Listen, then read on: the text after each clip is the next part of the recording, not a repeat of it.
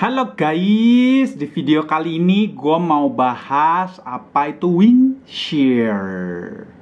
Oke, gue udah buat catatan nih, lumayan banyak. Mari bersama-sama kita belajar apa itu wind shear.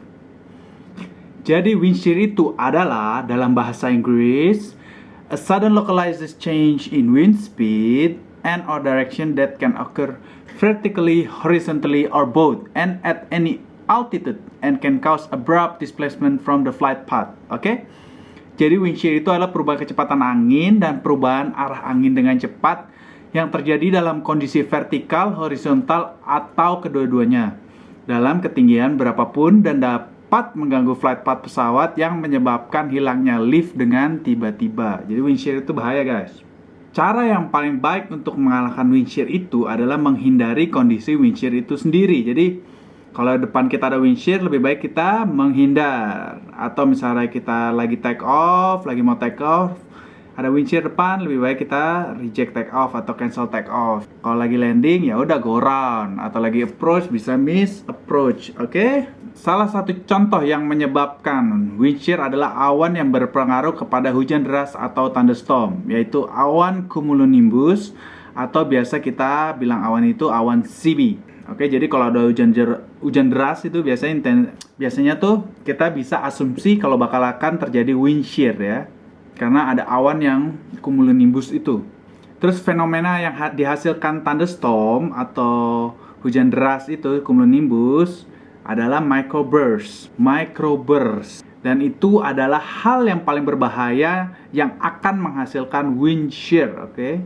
Jadi microburst ya, guys. Jadi microburst itu adalah semprotan yang dikeluarkan thunderstorm yang sangat kencang ke permukaan tanah dan menyebar ke semua arah dari titik tengah downdraft. Ini menyebabkan vertical dan horizontal wind shear. Jadi microburst itu nyemprot ke bawah terus ke tanah gitu, guys. Dan ini sangat berbahaya bagi semua tipe dan ukuran pesawat besar maupun kecil, terutama ketika pesawatnya hanya dalam ketinggian 1000 kaki dari permukaan tanah. Jadi paling bahaya tuh pas take off sama landing, pas udah deket-deket runway tuh. Pas di atas 1000 kaki, itu bahaya banget, guys. Biasanya microburst diameternya kurang dari 1 mile dan biasanya terjadi di cloud base antara 1000 sampai 3000 kaki di atas permukaan tanah. Di dekat permukaan tanah, downdraftnya berubah menjadi arah keluar horizontal. Jadi dari gini vertikal terus dia horizontal karena kena tanah. Atau horizontal outflow yang bisa menyebar. Nah, dia nyentuh tanah gini menyebar, dia bisa menyebar sejauh 4 km atau 2 nautical mile. Jadi walaupun hujan di sini kita take off sini bisa kena wind shear-nya ya, guys ya. Kena microburst dari awan itu ya. Jadi microburst itu bisa menghasilkan downdraft sebesar 6.000 feet per minute. Bayangin, 6.000 feet per minute. Dan ini adalah angka yang lebih besar dibandingkan rate of climb yang dapat dihasilkan pesawat climbing. Jadi bayangin ya, 6.000 feet per minute dorongan ke bawah. Pesawat climbing aja 5.000 feet per minute udah pot-potan, guys. Microburst juga bisa menghasilkan angin sebesar 45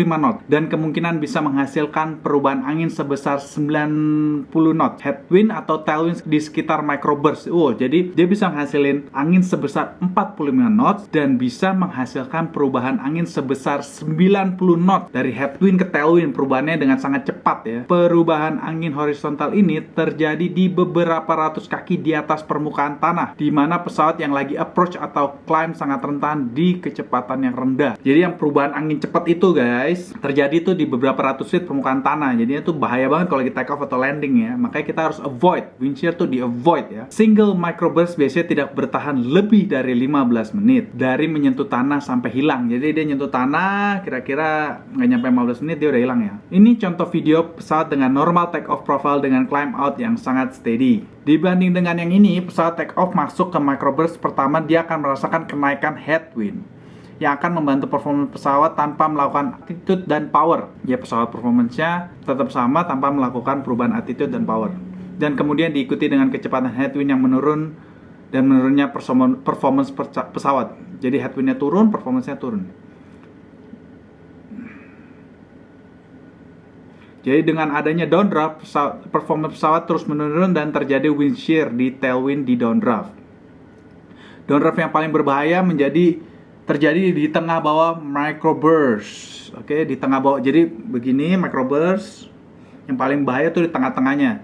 Dan akan terjadi pesawat akan mulai descend dengan kondisi yang tidak bisa dikontrol dan akan melakukan impact to the ground. Jadi pesawat di bawahnya microburst gini, pesawatnya hilang liftnya, nggak bisa dikontrol,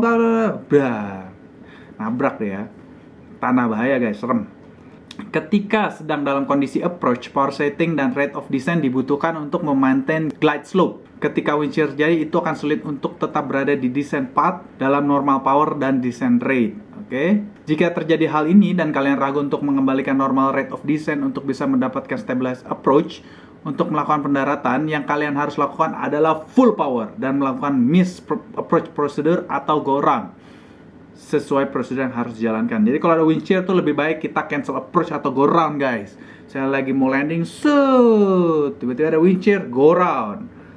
Atau lagi approach masih jauh, wind shear, miss approach guys, bahaya banget itu. Wind shear itu harus dijauhkan. Jadi kita kalau ada wind shear depan, kita harus memikirkan hal paling buruk yang akan terjadi dengan wind shear. Kita nggak boleh mikir positif, udah harus menjauhkan, avoid ya. Dalam semua ini mencegah lebih baik daripada mengobati. Jadi lebih baik kita menjauhi tempat yang terjadi wind shear dibanding kita memasuki kondisi yang udah wind shear ya. Akan tetapi jika terjadi wind shear di dalam penerbangan Anda, gunakan effort sepenuh mungkin untuk mengembalikan penerbangan dalam kondisi yang normal. Jadi kalau kita udah telat nih masuk ke dalam wind shear, lebih baik kita terbang lagi menjauhin, nggak boleh landing ya, harus menjauhin ya. Balikin pesawat ke kondisi normal, jadi nggak oleng. Tabel ini akan menunjukkan Anda indikasi apa yang akan Anda dapatkan di dalam kondisi pesawat jika akan terjadi wind shear, dan action apa yang harus Anda lakukan jika dalam ingin mendapatkan stabilized approach. Akan tetapi dalam kondisi wind shear, jangan pernah coba melakukan pendaratan karena sangat berbahaya. Oke, berbahaya. Di video kali ini menunjukkan relationship pesawat dengan air mass yang bergerak. Jika pesawat melewati shear line, poin di mana terjadi perubahan angin yang sangat pesat, perubahan airspeed akan sangat drastis. Akan tetapi hal pertama yang akan dilakukan pesawat adalah menjaga kecepatan dengan ground speed yang sama. Kenaikan headwind yang seketika atau kehilangan tailwind akan menaiki performa pesawat sementara. Downdraft sangat berbahaya dalam ketinggian rendah karena dapat menyebabkan energy loss yang menyebabkan kenaikan rate of descent ya. Hal ini juga akan terjadi ketika headwind tiba-tiba menghilang dan meningkatnya tailwind ya. Perubahan angin itu bahaya banget ya. Dari headwind ke tailwind, bahaya banget.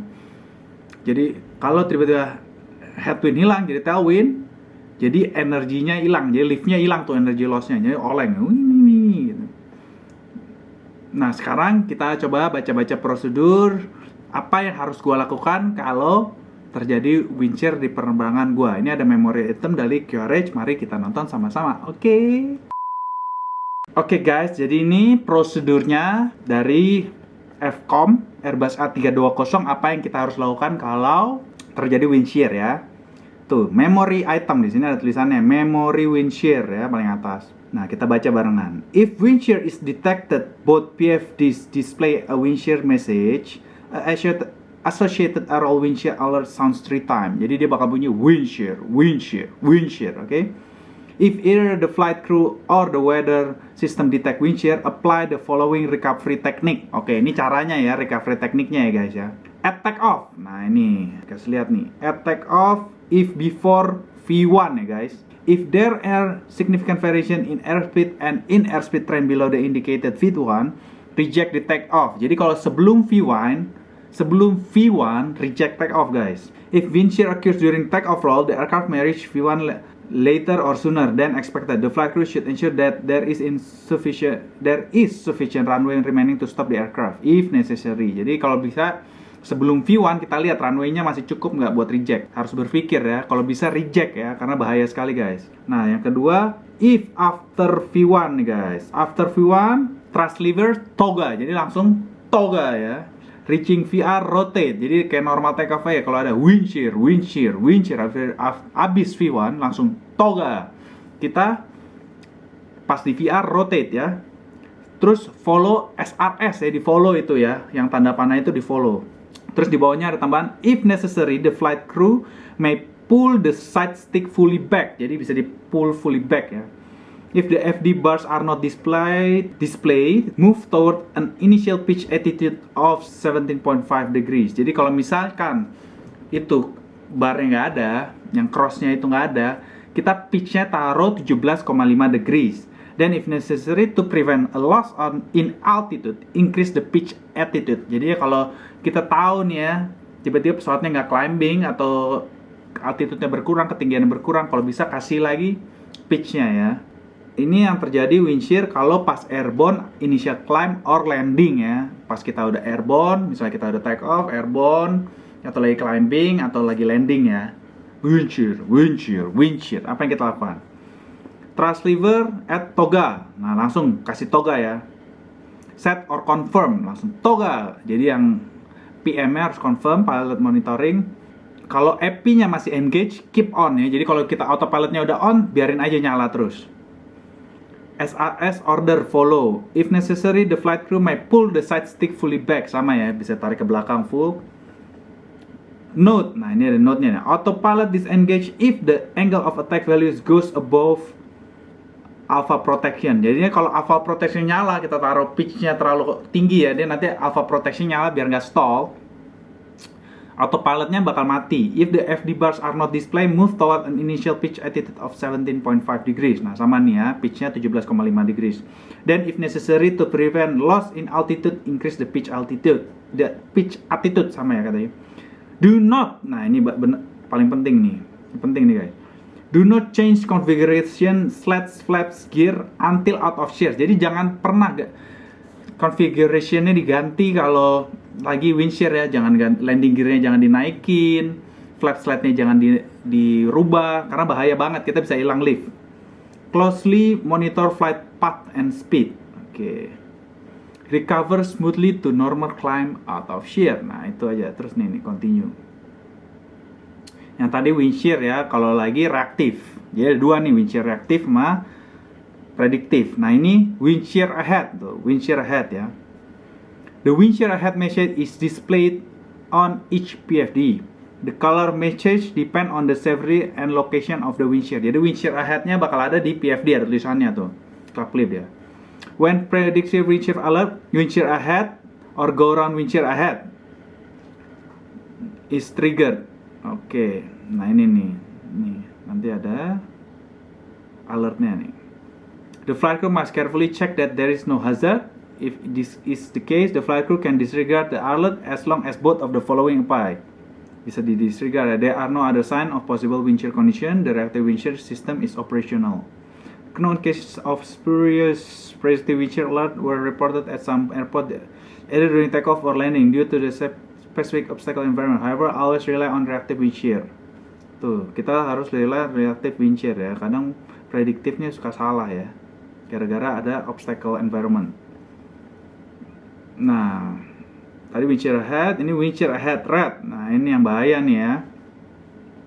Pas take off, aura warningnya bunyi lagi, wind shear ahead, wind shear ahead. Oke. Okay? Before take off, delay take off. Or select the most favorable runway. Jadi bisa ganti runway ya. During the take off run, reject take off langsungnya. Jadi ada kita belum dalam wind shear tapi ada wind shear di depan, kita langsung reject take off. Ini juga sebelum V1 ya. Tuh di sini tulisan predictive wind shear alert are inhibit above 100 knots until 50 feet ya. Jadi di bawah 100 knot dia nggak bunyi. When airborne sama kayak tadi, thrust lever toga. Slat flap configuration can be changed provided the wind shear is not entered. Jadi selama kita belum masuk wind shear-nya, dia masih wind shear ahead, kita boleh clean up ya, masukin flap slat. Kalau ada AP, keep on, SRS order follow. If necessary, flight crew may pull the side stick fully back. Autopilot disengage if the angle of attack value goes above alpha protection. Jadinya kalau masuk alpha protection lagi, nanti autopilotnya bakal mati. Ini ada lagi, if the FD bars not display, move towards an initial pitch attitude of 17.5 degrees. Then if necessary to prevent loss in altitude, increase the pitch attitude. Nah, ini sama ya. Landing, nah ini pas landing, associated when RL synthetic voice go around, wind shear ahead, nanti dia bunyi ya.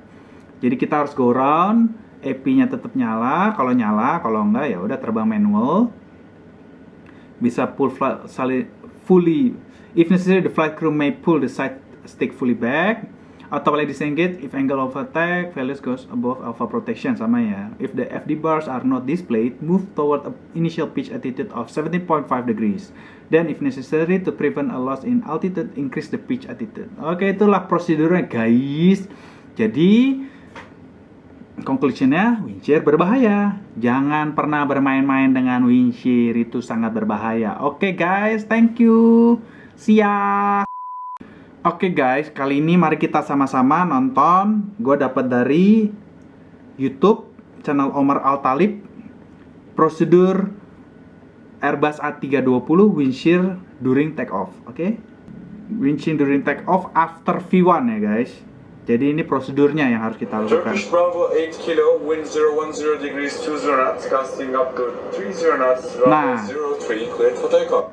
Jadinya anginnya aja tuh udah perubahannya drastis ya. Indikasi bakal ada wind shear ya. Dia dari 10 knot gusting to up to 30 knots ya. Coba kita dengerin lagi. Wind 010 degrees 20 knots, casting up to 30 knots. Sorry. Anginnya tuh kenceng, 20 knots, gusting up to 30 knots ya. Sekali lagi ya, kita dengerin lagi guys. Turkish Bravo 8 kilo, wind 010 degrees 20 knots, gusting up to 30 knots, runway 03, cleared for takeoff. Runway 03, cleared for takeoff, Turkish Bravo 8 kilo. Oke, ini udah clear for takeoff ya. Prosedurnya sama nih sama untuk di pesawat nih. Check, takeoff. Ini yang terbang yang kiri nih, kaptennya yang terbang nih.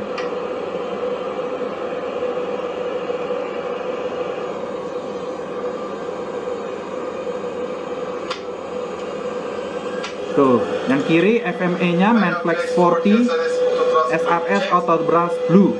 Oke. Nah, lihat di kanan nih.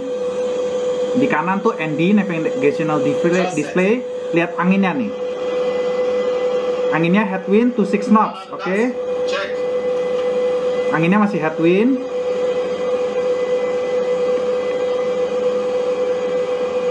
Anginnya masih headwind.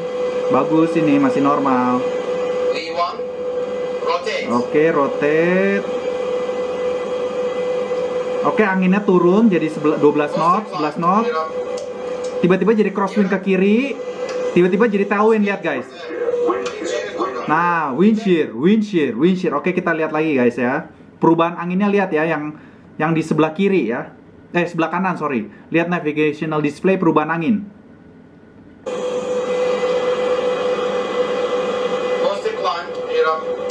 Tuh anginnya mulai crosswind. Sekarang tailwind. Nah, wind shear-nya nyala tuh. Wind shear.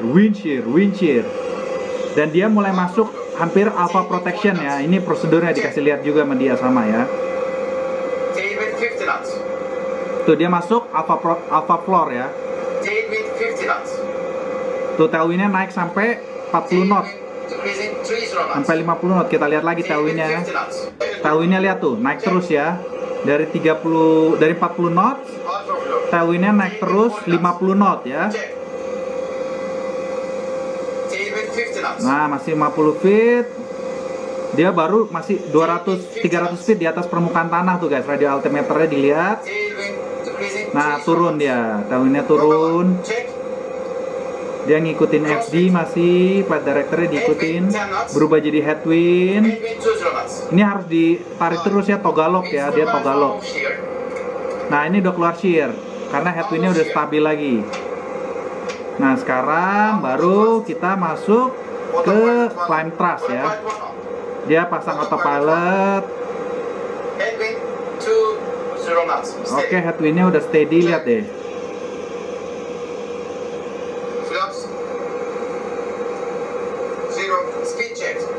Oke, dia mulai clean up nih guys. Dia take off-nya flaps 1.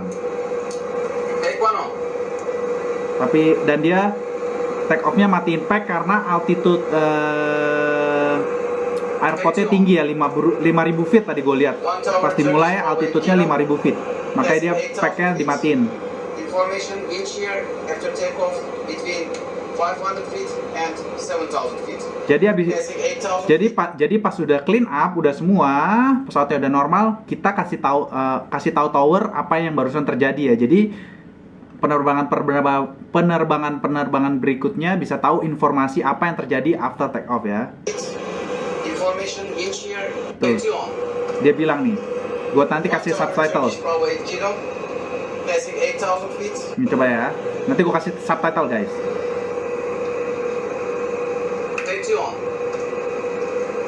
1 tower Turkish Bravo 8 kilo, passing 8,000 feet. Information wind shear after takeoff between 500 feet and 7,000 feet. Jadi dia bilang ada wind shear after take off between 5,000 feet until 7,000 feet ya. Tailwind maximum 50 knots. Terus dia bilang tailwind maksimum 50 knots. Coba lagi ya. 500 feet and 7,000 feet. Enggak ada yang dia bilang between 500 feet until 7,000 feet. Tailwind maximum 50 knots. Turkish Bravo. Passing 8,000 feet. Information wind shear after takeoff between 500 feet and 7,000 feet.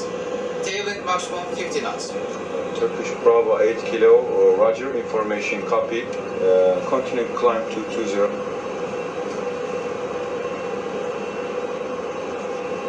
Climbing to 20, Turkish Bravo 8 kilo. After takeoff checklist. Jadi gitu doang ya guys. Jadi terbangin pesawatnya dulu. Nanti semuanya udah stabil baru bilang ke tower. Flaps on. Down to the line. Segitu aja guys. Terima kasih. Like, subscribe, share. Bilangin share. Biar banyak yang nonton. Gue makin semangat. Thank you.